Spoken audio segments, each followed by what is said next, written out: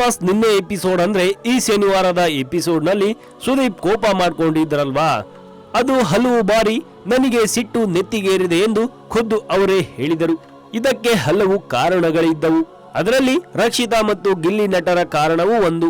ರಕ್ಷಿತಾ ಮತ್ತು ಗಿಲ್ಲಿ ಸೇರಿ ಆಡಿದ ಆಟದ ಬಗ್ಗೆ ಸುದೀಪ್ ಅಸಮಾಧಾನ ವ್ಯಕ್ತಪಡಿಸಿದ್ರು. ಸುದೀಪ್ ಹೇಳಿದೇನು ಅನ್ನೋದನ್ನ ನೋಡೋದಾದ್ರೆ ನಾವು ಹೇಳ್ತೀವಿ, ಈ ಸ್ಟೋರಿ ನೋಡಿ. ವೀಕೆಂಡ್ ಎಪಿಸೋಡ್ ಅನ್ನ ಸುದೀಪ್ ಗಂಭೀರವಾಗಿ ಇರೋದು ನೋಡಿದ್ದೀವಿ, ಬುದ್ಧಿ ಹೇಳೋದನ್ನ ಕೇಳಿದ್ದೀವಿ ಅಲ್ವಾ.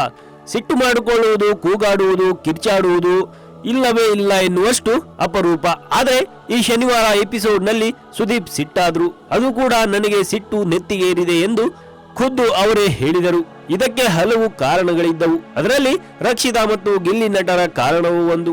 ಗಿಲ್ಲಿ ಮತ್ತು ರಕ್ಷಿತಾ ಪರಸ್ಪರ ಬೇರೆ ತಂಡದಲ್ಲಿದ್ದರು.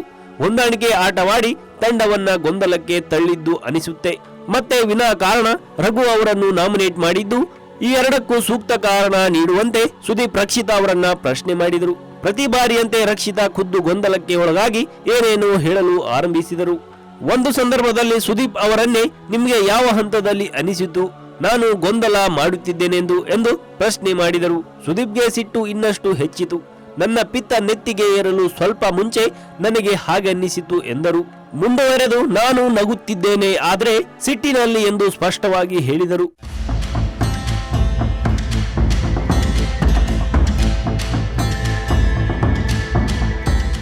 ನೀವು ರಘು ಅವರನ್ನ ನಾಮಿನೇಟ್ ಮಾಡಿ ಪರವಾಗಿಲ್ಲ, ಆದ್ರೆ ಅದಕ್ಕೆ ಸೂಕ್ತ ಕಾರಣ ನೀಡಿ. ನೀವು ಹೀಗೆ ಬೇರೆಯವರ ಪ್ರಭಾವಕ್ಕೆ ಸಿಕ್ಕಿ ಹೀಗೆಲ್ಲ ಆಡಿದರೆ ನೋಡುವ ಜನಕ್ಕೆ ತಪ್ಪು ಸಂದೇಶ ಹೋಗುತ್ತೆ. ಪ್ರಭಾವಕ್ಕೆ ಒಳಗಾಗಿ ನಿಮ್ಮದೇ ತಂಡದ ಆಟವನ್ನ ಹಾಳು ಮಾಡುವುದಕ್ಕೆ ಕಾರಣವಾದರೂ ಏನು? ಏನೇ ಮಾಡಲಿ ಅದಕ್ಕೆ ಸರಿಯಾದ ಕಾರಣ ನಿಮ್ಮ ಬಳಿ ಇರಲಿ ಎಂದು ಸುದೀಪ್ ಹೇಳಿದರು. ಇನ್ನು ಗಿಲ್ಲಿ ಕುರಿತಾಗಿಯೂ ಸಹ ಇದೇ ಮಾತುಗಳನ್ನ ಹೇಳಿದರು.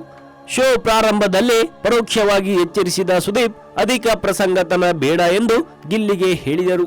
ರಕ್ಷಿತಾ ವಿಷಯ ಮಾತನಾಡುವಾಗಲೂ ಸಹ ನಿಮ್ಮ ಮಾತೆ ನಿಮಗೆ ಮುಳುವಾಗುವುದು ಬೇಡ. ನೀವು ಹಾಸ್ಯ ಮಾಡುತ್ತೀರಿ, ಅದು ನಿಮ್ಮ ಸ್ವಭಾವ. ಆದರೆ ಬೇರೆಯವರ ಬಗ್ಗೆ ಮಾತನಾಡುವಾಗ ಎಚ್ಚರ ಇರಲಿ, ಲಗಾಮು ಇರಲಿ ಎಂದು ಎಚ್ಚರಿಕೆ ನೀಡಿದರು.